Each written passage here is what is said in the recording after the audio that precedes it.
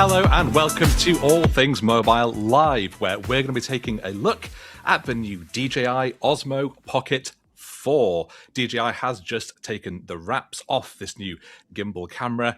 I've already got it, so we're going to be taking you through some of its key specs and, of course, answering all of your questions. I'm Andrew Lanxon, I'm editor at large at CNET.com, and joining me for this live journey over in New York is Numi. Hey, Numi. Hey, how's it going? I am very excited for this because I am a Pocket 3 user, and so I want to know what's going on with this 4. Yeah, it's quite good because actually we're both users of the Pocket 3 for both professional and personal use. We've chatted quite a lot about them before now, so I know we're both excited to see this one. So Nimi, where can people ask the questions for us? Yeah, so they can drop any question at all in the chat room on YouTube. We also have TikTok, and Twitter is where we're live right now. We're beaming across multiple places.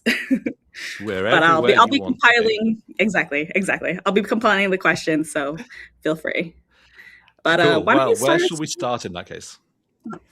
I was just gonna say, why don't you start us off with telling us what the key differences are? So, any upgrades in design, features? So yeah, sure. I mean, actually, to look at, it doesn't really look like a whole lot has changed. I mean, if I hold up the Pocket 3 against the 4, you can see it's not a whole lot different. We've still got the single camera, and some of the key specs are the same. It's got a 1-inch sensor, a 20mm field of view, and an f2 aperture. So what has changed then is much more in the behind the scenes, as it were. That sensor now has it's a new sensor. It's got improved dynamic range. DJI says it has got much better low light performance. We've got things like improved battery life, built-in storage, various filmic color profiles, new D-Log for cinema color grades. So there's quite a suite of upgrades. But if you were kind of hoping for a massive overhaul from the previous one, something that will revolutionize your filming, this probably isn't it. But if you're coming at it from an older model or you're looking to take your first steps, then there are some key upgrades that I think people should be aware of. What's your favorite upgrade so far? My favorite upgrade, honestly, probably quite a boring one, but it is the built-in storage. It's now got 100 gig of built-in storage. The previous one didn't at all. And I cannot tell you the amount of times when I have picked this thing up quickly to go out on a shoot, to go and do something, and realize my micro SD card is still plugged into my dongle in my computer. Now I can go out, and even if I've left my card at home, I can still shoot. And that is going to be such a lifesaver for me because I am careless. I have done that more times than I should professionally admit. But yeah, I think this is really going to help. Amazing. Yes. No, I definitely have had that trauma as well. So Yeah. 100 gigs actually it's pretty decent for what you're getting. Yeah, 100 gig is good. If you're going to shoot in like the max quality and if you're doing high frame rate stuff, then you will blow through that pretty quickly. But it's kind of for me, I'm seeing it as a buffer. It's there in case I need it. I will otherwise have a 256 gig SD card in there, high speed, so it can cope with the data. But just in case I forget that on a shoot and I can't go to a shop and quickly buy a spare, I have got that storage. What I will say quickly is that my article about the camera is already live on CNET.com. That's got loads of specs in there, including some of my first hands-on impressions. So if you want to kind of get a jump on this video and have a read through, find out a little bit more for yourself, you can head over to CNET and you can read that. Have we started to get any specific questions coming in yet, Numi, that I can answer? So we did get, well, you sort of answered, but let's talk a little bit more about D-Log. So we had from AskReady2904 from YouTube. He asked, or they ask, is Pocket 4 with D-Log or D-Log M, which is a big difference. Yes. Now that's a great question that we're starting off when I'm not necessarily going to be able to give the fullest of answers. Um, Mhm. Now, what I can do is because I've linked things up with the magic of video, is switch over to give you a real time view of firstly my messy office, or what I could probably also do is flip the camera around and show you instead my ridiculous face in wide angle close up, and we can actually take a look at some of the the interface and the settings, and hopefully also have a look at some of the log options, because we've got you can see 4K or 1080p for the resolution, our video frame rates, so we can do 4K in 60, or we could even slow it down to their slow motion mode at 240. Now, somewhere in here, you'd think color normal 10-bit, D-Log M 10-bit. So that's what we're on. It's D-Log M 10-bit.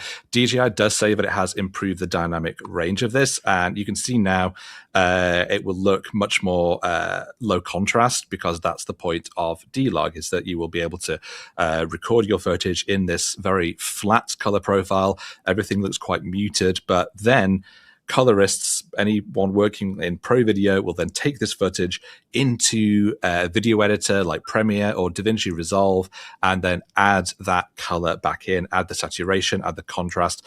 So it basically gives you that bit more flexibility. But for the most part, a lot of people won't want to use that. They'll just want to shoot in the normal 10-bit and be able to use this footage straight out of camera like this. So hopefully that answers the question. Yeah, I think that's perfect.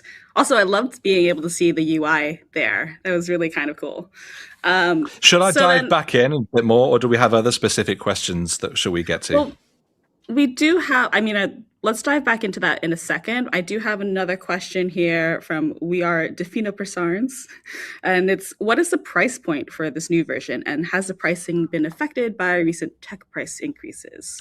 Which we should That also mention, where exactly is this going to be available? Because that's also a point of contention. so yeah, that is the elephant in the room, really, for this. So in the UK, the base model will start at £445, and then, as with the previous ones, you can get the creator combo, which includes things like the battery grip, a mini tripod, a bag, a microphone. So it kind of gives you everything you need to start vlogging, and that combined package will cost £549. So basically an extra £100.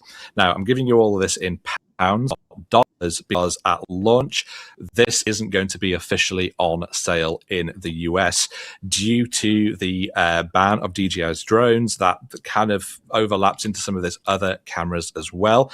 DJI officially has said that it will not be available in the US market, as the application for authorization is still pending.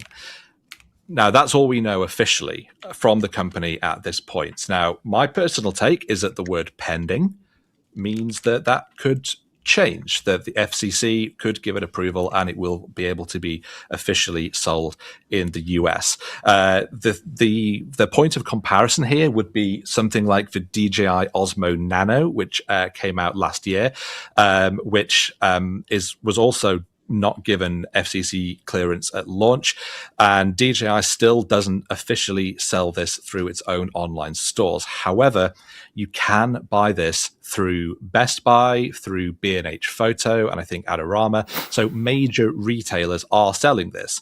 So you can buy it, but because it's not officially offered by DJI, it might be more limited in terms of support, warranties, things like that. So it's not necessarily the best way to get it, but at least if you really want it, there are major retailers that you can buy it from, which in itself will give a bit of peace of mind rather than importing it just from a random importer. That gives me hope, honestly. Mm. But okay, so you mentioned the creator combo, the bundle essentially with the accessories. Yeah. What exactly are you getting with that? And is it something that, I can you swap with the Pocket 3 or not? Great question. So yeah, as I mentioned, it gets the battery handle, which is great because this thing just clips straight into the bottom like this. So it firstly gives you a slightly longer handle to hold, which is great, but it also gives you a lot longer battery life. Just as a quick note, battery life, the battery inside the camera is slightly bigger, and it also supports fast charging. I think DJI reckons you'll get about 80% battery in about 15 to 20 minutes of charging, which is pretty good. The Osmo Pocket 4 battery handle is not compatible with the older Pocket 3, but the older Pocket 3 handle is compatible with the Pocket 4. So if you've already got the creator combo of the older model, you will be able to use that older battery with the current model, which is good to see because they could easily have decided not to support it just to force you into buying a new one. So that's nice. You get the Mic Mini, just a single unit, which will pair with the camera so that if you want to attach that to you and go out vlogging, you're all ready to go. I use these all the time. They are surprisingly good mics with good range and great audio quality, lovely little windshield built in. I use these all the time and they get really, really good results, even when I'm out filming in the windy wilds of Scotland, which is where I live. The other thing that's new for the Pocket 4, on the back of it, you will see a couple of little sort of contact pins. Now that allows for this accessory, a tiny little LED fill light. So if we attach this, I'm going to turn this around, and if I attach this to the top, just like this, have I done it wrong? Of course I've done it wrong. It should go on just like that. There you go. And you'll see that it lights up. It takes battery from the camera itself. And then suddenly you've got this nice fill light that you can then use to light yourself up, which is great if you're trying to do a vlog late at night, you're out in the dark, but you want to be lit up, but you don't want to have to then carry a separate LED light panel. This thing's quite cool because you can change the color temperature and you can change the intensity of the light. It's only small, so it's not going to give you the best quality of light, but it's better than nothing, particularly, as I say, if you're trying to film in the dark. Yeah, any sort of little boost is nice like that, actually. So Yeah. we do have a question from Corpino 07Z, and is there 1080p 960 FPS like the GoPro Mission Pro 1? No, there isn't. So that's definitely somewhere. I got the Mission 1 here in my hand just in order to show it off a little bit, the Mission 1 Pro. That remains a nice differentiator for GoPro. So yeah, at 1080p, this thing can shoot 960 frames a second. That's, I think, will give you like 8 times slow-mo, really, really slow-mo footage. The max that this will do, I believe, is 240 frames a second, but it will do that at 4K. So I don't believe that it has a slower motion version at 4K. But let's, just in case it does, why don't we switch back over to the live interface? If I can just turn it back on, there we go, and we can actually have a look. So what we'll do is we'll go into slow motion down here at the bottom. And what is this going to give us then? We go up here, and yeah, so the max we can do 1080p at 240 frames a second, or yes, as I say, or 4K at 240 as well. So yeah, if you want ultimate in slow motion footage when you're out and about from your mobile device, the Mission 1 Pro is going to have to be the camera for you. This one, just by the way, is the Mission 1 Pro with the fixed wide-angle lens. There is an interchangeable lens model, and that's not coming until later in the year. But hopefully that answers your question about slow-mo. At some point, we're going to have you do a comparison where you're just like shaking your head, and we'll see how that slow-mo footage looks on either device. Yeah, I'm looking forward to that. Yeah, I want to go out, maybe do some mountain biking up in the Scottish hills, have both of them on, and yeah, see what we can do. Because yeah, 960, that's huge. That's Yeah. specialist slow motion camera territory there. So that's Yeah. it's pretty exciting. All right, awesome. Oh, we got another question, actually also from Carpino. How's the quality of the N60 FPS? Wait a second. This is a GoPro question. Can we ask it? No, we can't See? because I haven't yet tested it, and the review for this, I'm not allowed to do any of that for a little bit yet. So, if you're interested in this one, I would just hold on a little while. There's some good testing coming up. That's all I can say for now. That's fair. We'll do this again. Come back in a couple of months when we have the full GoPro. Redo the whole thing side by side, and hopefully I can have some much more exciting footage pre-prepared to play out on our live stream. Well, speaking of footage, okay, so some of you might not know this, but Andrew actually pinch hits as second cameraman in Europe for us sometimes whenever we do events over there. And quite a bit of our most fun creative shots from events like MWC and things like that have been through your Osmo. Which leads me to question, what has been your favorite thing to shoot with the DJI Osmo Pocket? And two-parter, what has been the most stressful situation you've been in while using it? Good question. I mean, you're right that we use it a lot for genuine like professional shoots for CNET, and it's just because they are so easy to use. You pull them out in your pocket, and it's great quality. It's stabilized, and it's so fun to be able to try more creative camera moves. You can orbit around people. I think we're showing a video review that I shot with Abra when we were in Barcelona, and the sort of shots that you're able to do with that so easily, you just couldn't do that if I had a big DSLR, unless I had it on a full gimbal, which we tend not to take. So these are incredible tools, even for professional filming. These aren't just for kids to play around with. You can get really, really great results with this. In terms of my most fun or stressful shoot, I think it's probably the same answer to both, in that last year I took this up to the Arctic Circle for a story I was doing around driving EVs, electric vehicles, in the winter. And because I tend to solo shoot a lot of these projects, it was just me, my stills camera, and this for filming all of my video for the feature that we put together. And one of those shots involved me hanging out of the back of a Volvo as it pelted around a racetrack that had been carved into a frozen lake, and I was using this to film the subject car, which was driving behind us. So I think we're seeing a little clip now. Actually, that's when I'm taking stills on my Leica, but you get the idea. The same thing. Same thing happened.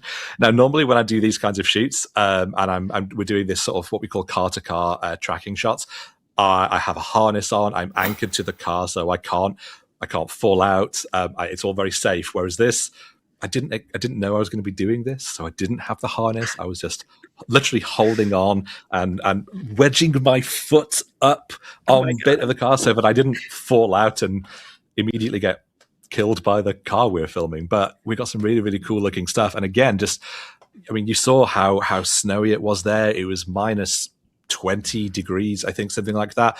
And at no point did this stop working. It still works perfectly now, as did my Leica Q3. I'm super impressed at how well these things performed in circumstances like that. I was kind of worried that I'd get snow and ice and things inside some of the mechanics, because the gimbal is a pretty specialist piece of equipment on this.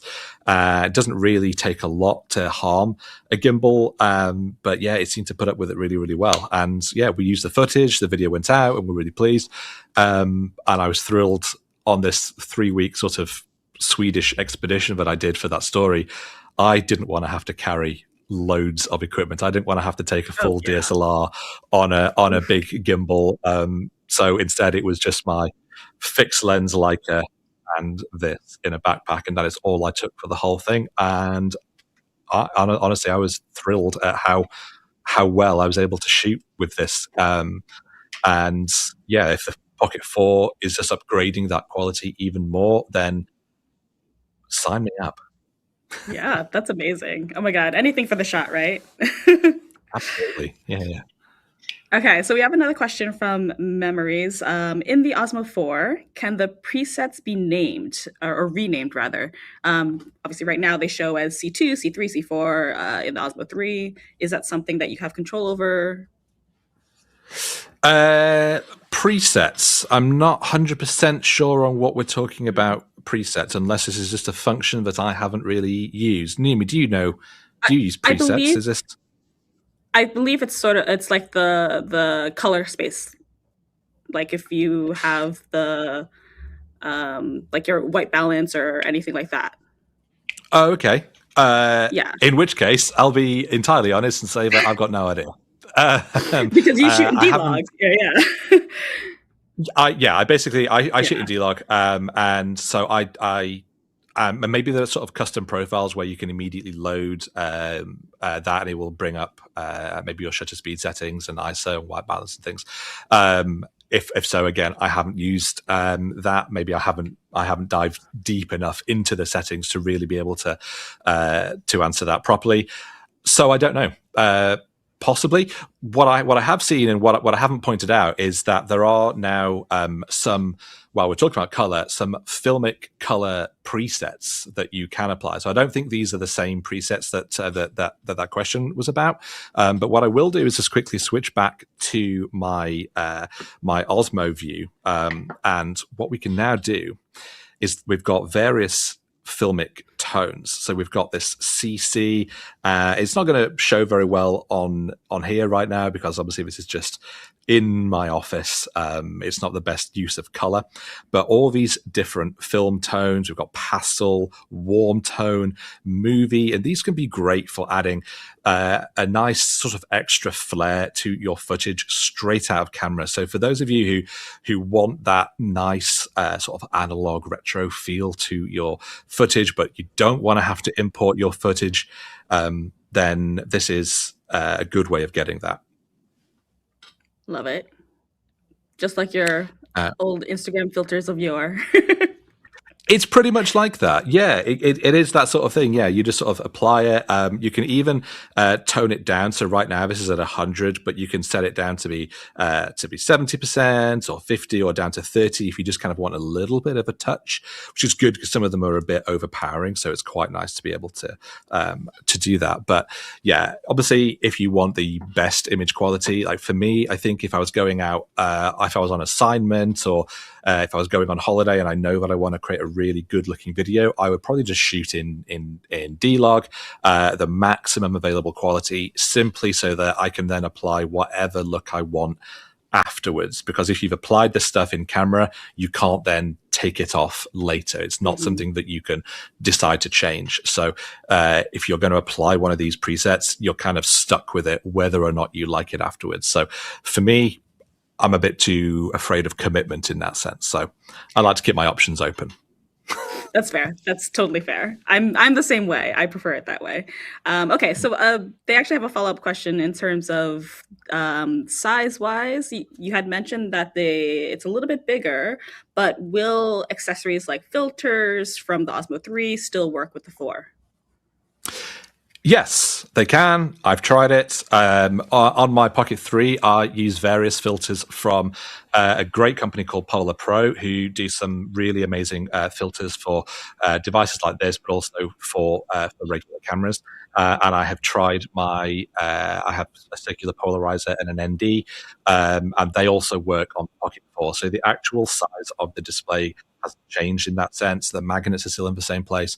So things like that will work. The body is half a millimeter, maybe at most, slightly wider. So I did try putting it in. I don't have it to hand. Oh, I do. Yeah. So I did try putting it in the sort of hard shell case that came with the Pocket 3. That no longer seems to come with the Pocket 4. Instead, it's now a soft bag, which fine. I guess that doesn't make a whole lot of difference, although I do feel that the hard shell might protect the gimbal a little bit more in transit, whereas this... gonna say. Yeah. Yeah, especially Uh, especially the little gimbal arm, I feel is so sensitive that ooh, that's interesting. yeah, unless I mean, there's a chance it's still over there in the box from when I did an unboxing, and I haven't completely taken it apart. But on those unboxings, I take every little bit apart, and I don't think I found one. So I'm 90% confident in saying that the Osmo Pocket 4 does not come with this hard shell case thing.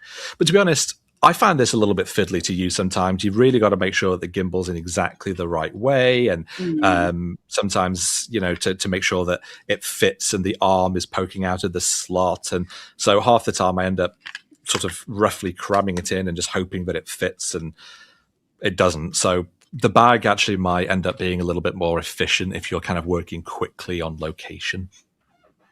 That makes total Just my sense. thought. Yeah. Yeah, yeah. We have a question about actually the sensor, which is interesting because I love the tiny sensor, the Osmo 3. It actually lets me film smart glasses. Like it's so hard to get that little screen from smart glasses, but with this tiny 1-inch guy, you can. So the question Oh, from cool. off of YouTube from Sarfius is it seems like they use the LYT 900 sensor from Sony. Do you think they'll introduce Open Gate on the Pro version and 4.2? Well, are we allowed to talk That about if there is a Pro version or not?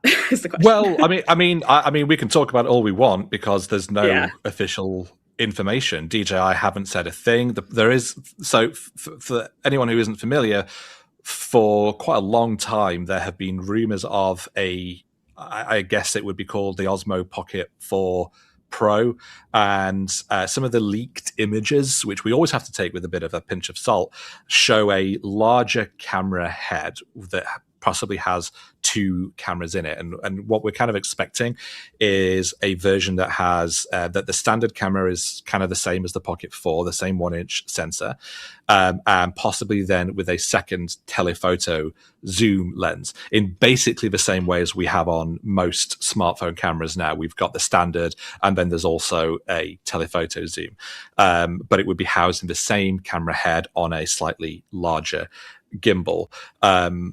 Because these are just rumors, DJI hasn't announced that today. It's not said anything about it at all, even when I've asked. So as far as we know, this product may never exist. And so we can't Mm. really even speculate about what it would have. I know what I would like, and what I would like is an even bigger sensor for that main camera, maybe even going micro four thirds, because if we're talking about the GoPro Mission 1, they have a version that has a micro four thirds lens mount sensor. Although it is bigger, it's still a 1-inch sensor, which is relatively, well, it is very small. So I was really hoping that actually GoPro would go even bigger and put this micro four thirds sensor size in there for even better dynamic range, better low light performance.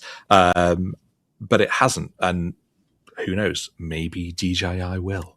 I mean, if I'm wildly wishing for things, I want to see one with a full frame sensor.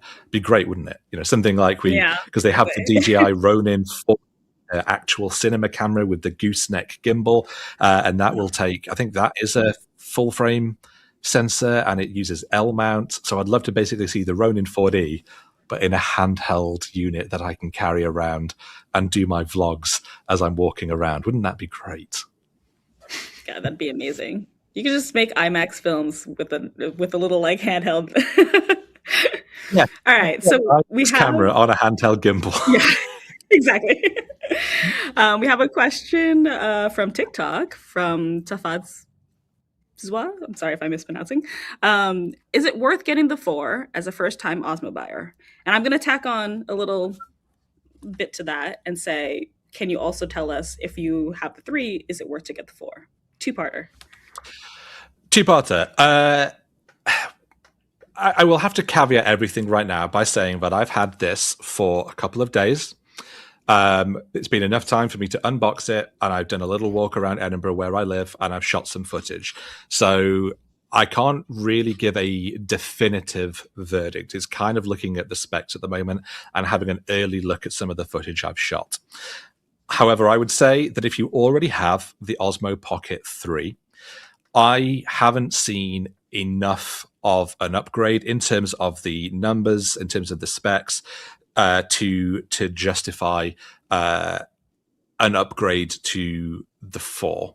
Yes, the slight improvement in battery life and the potential improvement in low light might be great, but in terms of if you're out and about in the middle of the day, that's where kind of probably most people are doing their vlogging, if they're on holiday or they're with their friends, I don't really think you're going to see a significant upgrade to justify spending the extra £400-500 or whatever that is in dollars to upgrade. However, if you've got the previous model, the Osmo 2, or if you're yet to get one at all and you're looking for your first one, then absolutely, I think there's no reason then not to decide to go for the Osmo 4, unless you happen to find an Osmo 3 for a bargain price because it's the older model. As we've both talked about, these are incredible cameras. The quality that you can get from such a small camera head is absolutely fantastic. The gimbal stabilization means that you actually get much better looking, much smoother looking footage rather than if you were just shooting on your phone. Because let's be honest, often people are talking about, I don't need to have an Osmo. I'll just shoot on my iPhone. I'll shoot on my Galaxy phone. But actually having that gimbal really does make all the difference in getting smooth footage that you would want to use for professional purposes. Often I don't end up using footage even from my iPhone when I've been walking around, because you've got that handheld judderiness that with a gimbal device like this, you simply don't get. So I would say if you're yet to get one, the Pocket 4 is probably the way to go.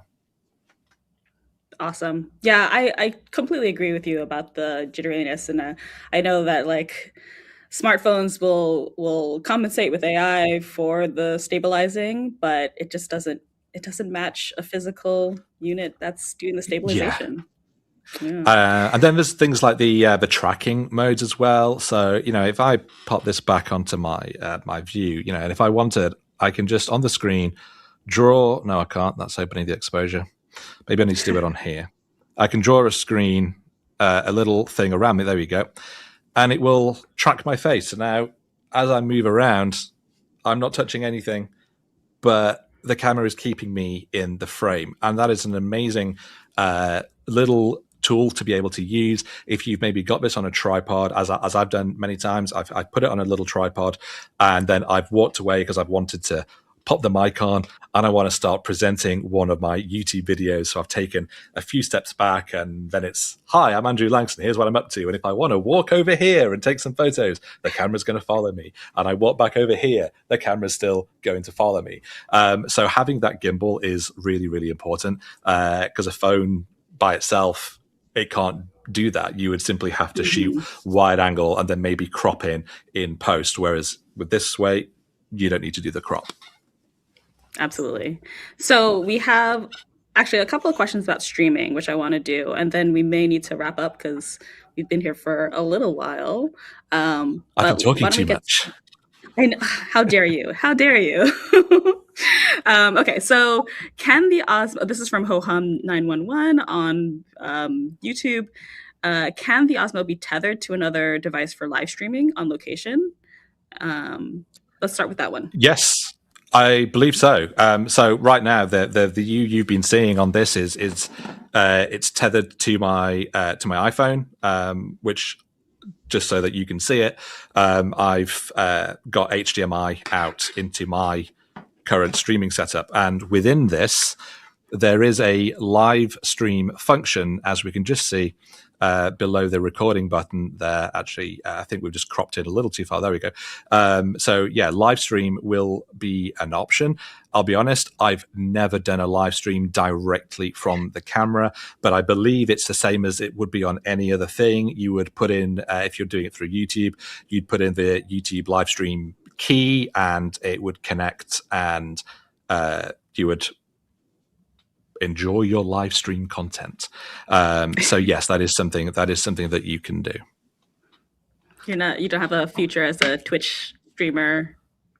I don't need no another plans as platform, such. Numi. It's YouTube takes up enough of my time. Let's not overcomplicate matters. That's fair. That's fair. All right, great. So, well, the other one was just asking if you can use the DJI 4 for IRL streaming, which you basically covered. It seems to be Yeah. already built in, as if they intended for this to be a function.